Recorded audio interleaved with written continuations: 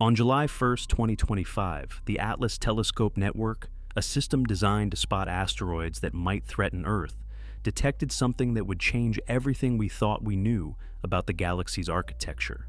A faint smudge of light was moving across the sky, leaving a ghostly tail behind it. But the motion was wrong, too fast, at the wrong angle. Within hours, astronomers realized they were looking at something that had traveled for millions of years through the darkness between stars to reach us. This wasn't just another space rock. When the world's most powerful telescopes turned their gaze toward this cosmic interloper, they discovered something that would send shockwaves through the planetary science community. Evidence that the star system this object came from operates by rules fundamentally different from our own. This is the story of 3I Atlas, the third confirmed visitor from interstellar space, and the first one that truly revealed just how alien the galaxy really is. The night sky is full of moving objects. Satellites trace lines across the darkness. Asteroids tumble in their ancient orbits. Comets swing around the sun in predictable arcs that astronomers have been calculating for centuries. But on that July morning, the Atlas Survey Telescope picked up something that didn't fit any known pattern. The object showed a faint coma, that characteristic fuzzy envelope of gas and dust that marks an active comet. But the trajectory calculations told a different story entirely. This thing was moving on a hyperbolic path, entering the inner solar system at a staggering 61 kilometers per second relative to the sun. To put that in perspective, imagine standing still while someone throws a baseball past you at over 136,000 miles per hour. That's not just fast. It's physically impossible for any object bound to our sun's gravity to move that quickly unless it came from somewhere else entirely. The detection team faced an excruciating decision. False alarms have damaged careers and wasted precious telescope time. They needed confirmation, but every hour of delay meant this visitor was getting farther away, potentially slipping beyond the reach of detailed study. The object received a temporary designation, A11PL3Z, a placeholder name that carried the weight of extraordinary possibility. Within days, observatories across the globe swung into action. The Zwicky Transient Facility in California confirmed the trajectory. The Weizmann Astrophysical Observatory added their data. Each new observation tightened the orbital solution, and each calculation pointed to the same inescapable conclusion. This object was not from here. It had come from the vast spaces between the stars, and it was only passing through. The astronomical community had caught only two such visitors before, one Naas Oumuamua in 2017 and 2I, Borisov, in 2019. Now, they were looking at the third. The object was officially designated 3I Atlas, and the race to decode its secrets began in earnest. But here's where the story takes a turn no one expected. Unlike Oumuamua, which showed no cometary activity and sparked wild speculation about its nature, 3I Atlas was clearly active. It had a coma, it had a tail. It was behaving like a comet should behave, yet something about it felt profoundly wrong to the astronomers watching it. The chemistry, the behavior, the very essence of this object whispered of an origin in a place governed by different rules. The question was no longer simply, where did it come from? But rather, what kind of cosmic forge could create something so fundamentally different from everything we've ever seen? Within 48 hours of confirmation, something unprecedented happened in the astronomical community. Observatory directors and scheduling committees faced an impossible choice: abandon carefully planned observations that had been scheduled years in advance, or miss the opportunity to study an interstellar visitor that wouldn't return for millions of years, if ever. They chose to chase the visitor. The Hubble Space Telescope interrupted its observation queue. The James Webb Space Telescope, the most expensive scientific instrument ever built, turned its golden mirrors toward this faint, fast-moving target. The Asteroid Terrestrial Impact Last Alert System, the Zwicky Transient Facility, the Weizmann Astrophysical Observatory, NASA's Transiting Exoplanet Survey satellite, they all joined what became the largest coordinated observation campaign for a single object since astronomers watched two neutron stars collide in 2017. By the time 3I Atlas received its official designation, 31 different observatories had contributed data. The challenge was immense. Imagine trying to photograph a dim candle flame while it's being carried past you on a speeding motorcycle, and you're trying to capture it against a background of a million other lights. That's essentially what astronomers faced. The comet was faint, racing across the sky faster than any solar system object, and its path took it through a region dense with background stars. Every image required careful processing to separate the comet's faint glow from the stellar backdrop. Every spectrum had to be extracted from data contaminated by starlight. The teams worked around the clock, processing terabytes of information in real time, because they knew the brutal truth: time was their enemy.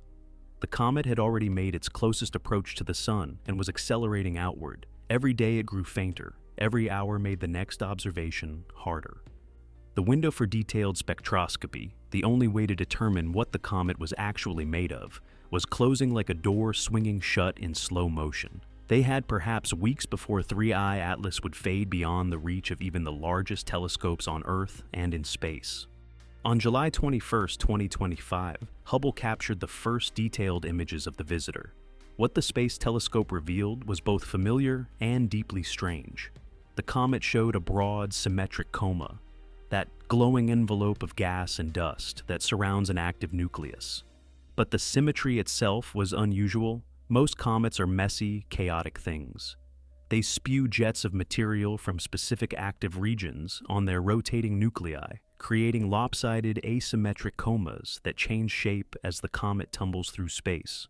3I Atlas appeared remarkably uniform, as if its outgassing was steady and distributed across its entire surface. The images showed a faint, narrow tail stretching away from the sun, the classic signature of solar radiation pushing dust particles outward. But something about the activity pattern didn't match expectations. The comet was losing material despite being far from the sun, suggesting it contained volatile compounds that could vaporize at lower temperatures than the water ice that dominates solar system comets. Hubble's observations constrained the nucleus size to less than 5.6 kilometers in diameter. That's small, roughly the length of Manhattan Island. Yet this tiny world was producing an outsized display, generating a coma and tail visible from Earth, despite its diminutive size and great distance. The outgassing calculations suggested something remarkable. If 3I Atlas had spent significant time near any star, the rate at which it was losing mass would have completely destroyed it long ago. This implied the comet had been coasting through the cold, dark spaces between stars for an immense span of time, perhaps millions of years, preserved in a deep freeze until our sun's distant warmth began to wake it from its long slumber. It was a time capsule from another world, and it was opening before our eyes. The real shock came when the spectroscopy teams began analyzing their data. On August 6, 2025, the James Webb Space Telescope trained its infrared instruments on the fading comet.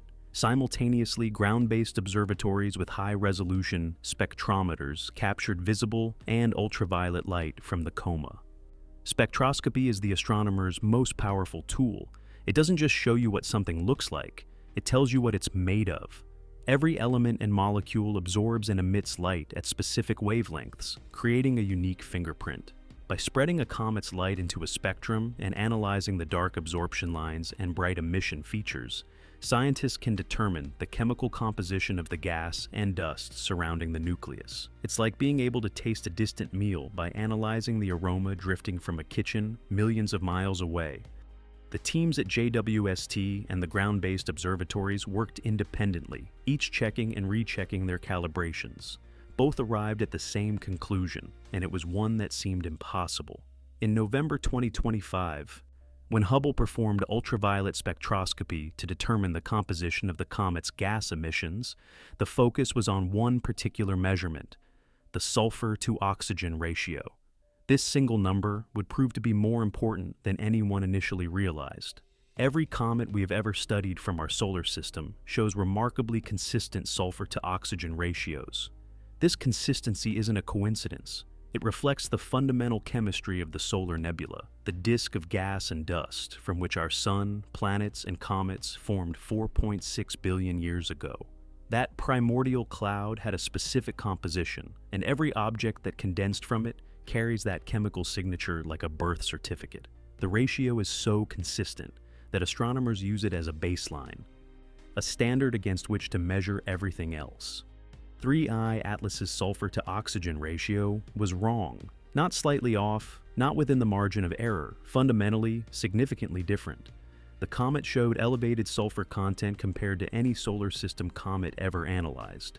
The spectroscopists spent days verifying their results, convinced there must be an instrumental error, a calibration mistake, some contamination in the data.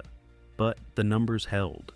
Multiple independent observations from different telescopes using different instruments all told the same story. This comet formed in a chemical environment unlike anything in our cosmic neighborhood. It was like discovering that a visitor to Earth had blood with a completely different composition than any terrestrial animal, not just a variation, but a fundamental difference that could only mean they evolved under different conditions entirely. To understand why this matters so profoundly, we need to travel back in time to the birth of our own solar system. 4.6 billion years ago, a cloud of gas and dust began to collapse under its own gravity. At the center, our sun ignited. Around it, the remaining material flattened into a disk, the solar nebula. This disk wasn't uniform. Close to the young sun, temperatures were scorching, and only metals and rocky materials could condense. Farther out, beyond a boundary astronomers call the frost line, temperatures dropped enough for water ice and other volatiles to freeze. It's in this outer region, in the cold reaches beyond Mars and Jupiter, that comets formed. They're essentially dirty snowballs, mixtures of ice and rock that condensed from the nebula and were then scattered into the outer solar system and beyond by gravitational interactions with the giant planets. The chemistry of these comets, including their sulfur-to-oxygen ratios, was determined by the composition of the solar nebula itself, which in turn reflected the composition of the interstellar cloud from which our system formed. But not all stars are created equal, and not all protoplanetary disks have the same chemistry. A system forming around a cooler, redder M-dwarf star would have different temperature gradients and different chemical zones than our sun's disk. A disk enriched by nearby supernova ejecta, the scattered remains of an exploded star, could be loaded with heavy elements and exotic compounds that were rare in our solar nebula. A system that formed in a denser region of the galaxy, or one that formed earlier or later in cosmic history when the galaxy had a different overall composition, would produce planets and comets with chemical signatures reflecting those different conditions. The elevated sulfur content in 3I Atlas suggests it formed in one of these alternate scenarios. Perhaps it condensed closer to its parent star than our comets did, in a hotter region where sulfur-bearing compounds were more abundant. Perhaps its parent system formed from a cloud naturally richer in sulfur relative to oxygen. Perhaps it came from a disk around a different type of star altogether, where the chemistry operated by rules we've only theorized about. What makes this discovery so profound is the realization that every interstellar object is a direct sample of another planetary system, a piece of alien real estate we can actually study in detail. We can't yet send probes to other star systems. The nearest stars are so distant that even traveling at the speed of our fastest spacecraft, it would take tens of thousands of years to reach them. We can detect exoplanets, planets orbiting other stars, using indirect methods, watching for the tiny dimming when a planet crosses in front of its star, or the slight wobble the planet's gravity induces in the star's motion. But we can't yet analyze the detailed chemistry of those worlds. We can't determine what their comets are made of, what ices and rocks compose their outer solar systems, what the chemical fingerprint of their formation environment looks like. At least, we couldn't until interstellar visitors started arriving in our cosmic backyard.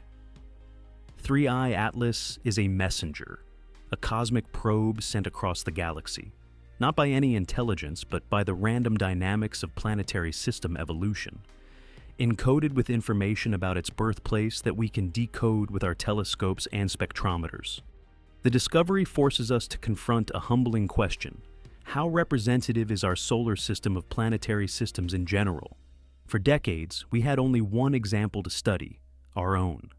We assumed, often unconsciously, that the way our system formed and evolved was more or less typical. The first exoplanet discoveries in the 1990s shattered that assumption. revealing hot Jupiters orbiting closer to their stars than Mercury orbits our Sun, and systems with orbital architectures nothing like ours. Now, with interstellar objects, we're learning that even the basic chemistry, the fundamental building blocks, can be radically different. We're building a census of planetary systems across the galaxy, but we're doing it backwards, by catching their discarded debris rather than observing the systems directly. It's like trying to understand Earth's biodiversity by studying only the driftwood that washes up on a single beach.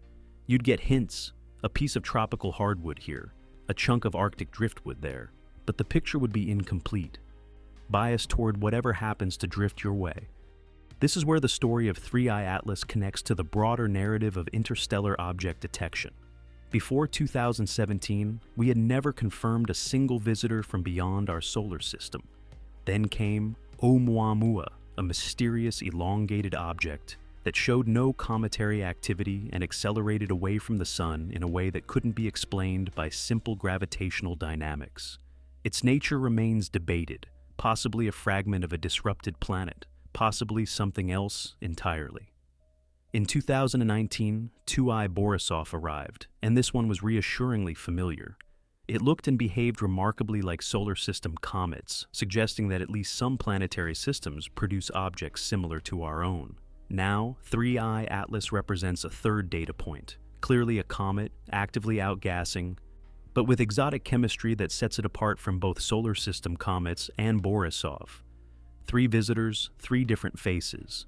The diversity is both exciting and frustrating. With such a small sample size, we can't yet draw firm conclusions about what's typical and what's rare, what's normal and what's exotic. But the sample is about to grow dramatically. Current projections estimate that the Vera C. Rubin Observatory, a powerful new survey telescope scheduled to begin operations soon, may identify dozens to hundreds of interstellar objects during its operational decade. Imagine going from 3 examples to hundreds. We'll be able to sort them into categories, identify patterns, determine what fraction are rocky versus icy, how many show exotic chemistry versus familiar compositions. We'll build a true statistical sample of the galaxy's planetary debris, and from that sample, we'll infer the properties of the systems that produce them. It will be like conducting a galactic archaeological survey, piecing together the history and diversity of planetary system formation across billions of years and thousands of light years, all from the comfort of our own solar system. Each detection refines our understanding of how common different types of planetary systems really are. Ice-rich systems like ours, producing comets dominated by water ice and familiar chemistry. Sulfur-rich systems like whatever produced 3I Atlas with their exotic chemical signatures. Rocky, dry systems that might produce objects like Oumuamua. Perhaps we'll discover entirely new categories we haven't yet imagined. Comets rich in methane or ammonia, fragments of disrupted super-Earths, debris from planetary collisions around binary stars. The galaxy is vast, containing hundreds of billions of stars, and the laws of physics and chemistry allow for immense variation in how planetary systems can form and evolve. We're only just beginning to sample that diversity. The story of 3I Atlas is ultimately a story about perspective and possibility. For all of human history, we could only wonder what other worlds might be like. We invented stories, imagined alien landscapes, speculated about the nature of planets orbiting distant suns.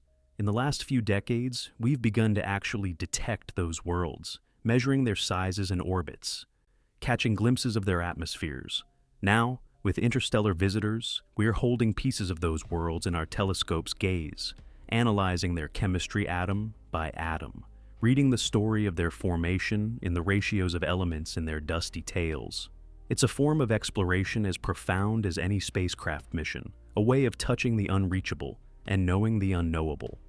The comet that the Atlas telescope detected on that July morning in 2025 is now gone, faded beyond the reach of even our most powerful instruments, accelerating back into the darkness between stars. It will travel for millions of years before it enters another star system, if it ever does. But in the brief weeks when it passed through our neighborhood, it changed us. It showed us that the galaxy is more diverse, more chemically varied, more fundamentally interesting than we had dared to imagine. It proved that every planetary system is unique, shaped by the specific conditions of its birth, and that our solar system, for all its familiarity, is just one example among countless variations on the theme of cosmic architecture. The data from 3i Atlas will be analyzed for years, squeezed for every insight it can provide. Theorists will build models of the protoplanetary disk that could have produced such chemistry. Observers will use it as a template, searching for similar signatures in future interstellar visitors. And, somewhere out there, right now, other objects are making their long journeys through the void, carrying their own messages about the worlds they left behind. Some are already on their way to us, though we don't yet know they're coming. The Atlas Telescope Network continues its nightly vigil, scanning the sky for the next visitor. The Vera C. Rubin Observatory prepares to open its enormous eye and begin its deep survey of the cosmic ocean.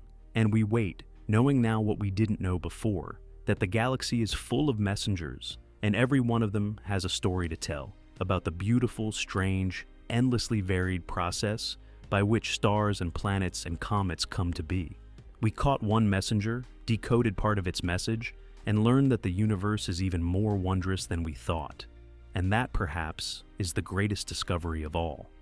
If you enjoyed this story, hit subscribe for more stories where history, technology, and human ambition collide. Thanks for watching.